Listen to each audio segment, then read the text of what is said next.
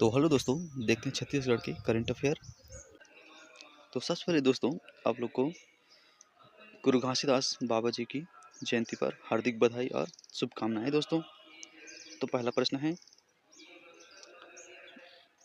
काला पानी की सजा पाने वाले राज्य के पहले स्वतंत्रता सेनानी इनमें से कौन थे? तो इनका नाम था दोस्तों उत्तर बी हट्टे सिंह।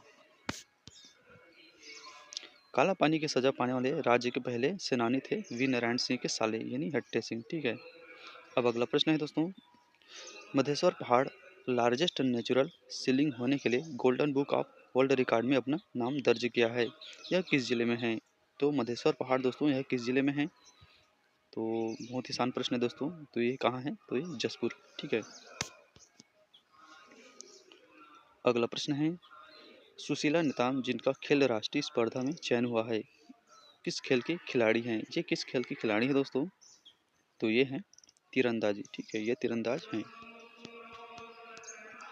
इसके अलावा दोस्तों कुछ खिलाड़ी अन्य खिलाड़ी हैं। ठीक है, तो देख सकते हैं पहला वर्ल्ड कप खो खो राष्ट्रीय खेल में गांव के बेटा हर्ष को मिली जगह। ठीक है, तो इनका भी नाम याद रखना दोस्तों। ये हर्ष जो है वो खो खो खेल से संबंधित है। ठीक है, उसके बाद दोस्तों अंडर 18 गर्ल्स टेनिस स्पर्धा में एयाना राज्य विजेता। तो ये कौन है? टेनिस खिलाड़ी है। ठीक है, ये एयाना नाम है इनका। ठीक है, अगला प्रश्न है, इको रेस्टोरेशन पॉलिसी तैयार करने वाला छत्तीसगढ़ भारत का किस क्रम का राज्य होगा? तो इको रेस्टोरेशन पॉलिसी तैयार करने वाला दोस्तों छत्तीसगढ़ भारत का दूसरा क्रम का राज्य होगा। देख सकते हैं दोस्तों केरल के बाद छत्तीसगढ़ की भी इको रेस्टोरेशन पॉलिसी। ठीक है, अब अगला प्रश्न है, 15 दिसंबर को सोल्जी राथन का आयोजन कहाँ हुआ? तो यह हुआ दोस्तों रायपुर में। देख सकते हैं नवा रायपुर में 15 दिसंबर को सोल्जी राथन का गरिमामय आयोजन होगा। मतलब हुआ दोस्तों।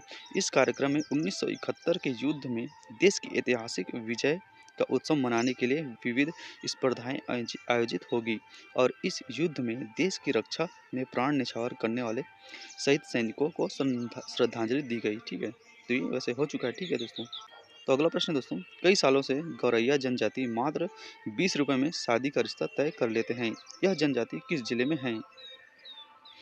तो ऐसा करने वाला दोस्तों ये जनजाति धमतरी जिले में है। ठीक है, धमतरी जिले के भट गांव में रहने वाली गौरिया जनजाति के लोग आज भी सदियों पुरानी परंपरा का पीढ़ी दर पीढ़ी पालन करते चले आ रहे हैं।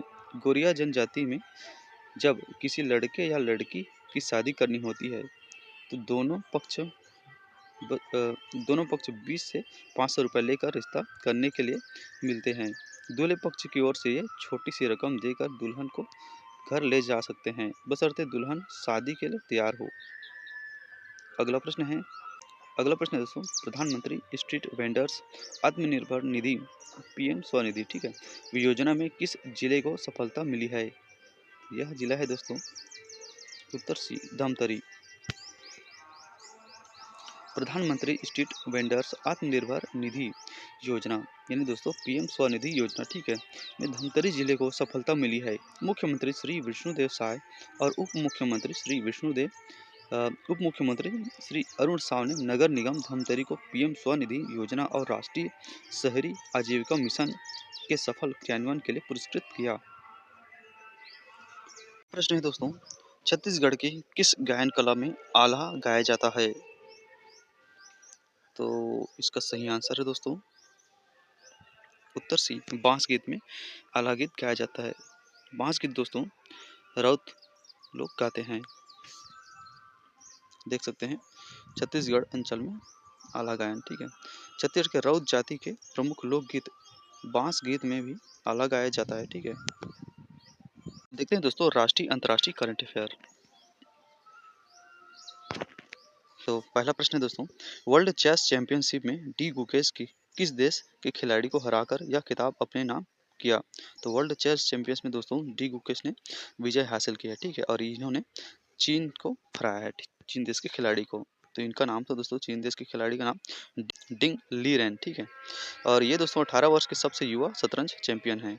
अगला प्रश्न है 34वां व्यास सम्मान किसे मिला है? तो इनमें से दोस्तों 34वां व्यास सम्मान मिला है सूर्यबाला जी को।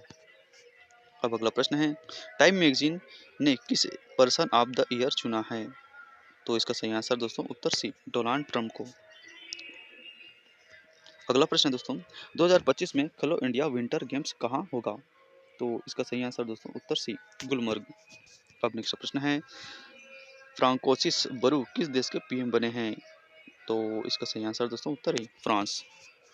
अब नेक्स्ट प्रश्न है फोर्ब्स सूची में शामिल सबसे पावरफुल महिलाओं की सूची में निर्मला सीतारमण किस स्थान पर हैं? तो निर्मला सीतारमण जी दोस्तों 28वें स्थान पर हैं, ठीक है। इसके अलावा दोस्तों रोशनी नादर 21वें स्थान पर है, किरण मजूमदार 82वें स्थान पर है, ठीक है।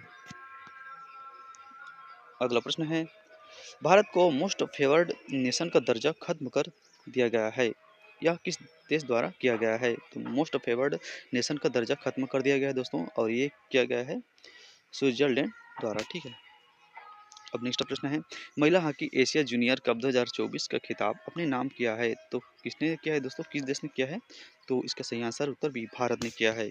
अब नेक्स्ट प्रश्न है जाकिर हुसैन 2023 में पद्म विभूषण से सम्मानित हुए थे, ये किस वाद्य यंत्र से संबंधित हैं? तो ये दोस्तों तबला वादक थे।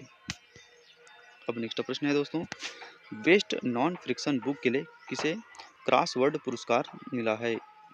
तो इसका सही आंसर दोस्तों उत्तर सी केज एस ढिल्लो को, ठीक है। अगला प्रश्न है यूनेस्को ने पेय पदार्थ साके को सांस्कृतिक विरासत का दर्जा दिया है, यह किस देश का है? तो पेय पदार्थ साके दोस्तों ये चावल का बना होता है, ठीक है, और ये मिला है दोस्तों ये जापान को मिला है, ठीक है। अब नेक्स्ट प्रश्न है WHO की रिपोर्ट के अनुसार भारत में कौन सा रोग में 69% की कमी दर्ज की गई है? तो ये है दोस्तों मलेरिया, ठीक है। अगला प्रश्न है वैश्विक योग नीति का अनावरण किया गया, तो कहाँ किया गया दोस्तों? तो इसका सही आंसर उत्तर बी उत्तराखंड में। अब नेक्स्ट प्रश्न है ISA का 105वां सदस्य देश कौन बना है? तो इसका नाम है दोस्तों मालदोवा, ठीक है। अब अगला प्रश्न है चक्रवात चीडो किस देश में आया था? तो ये दोस्तों मोजाम्बिक में आया था।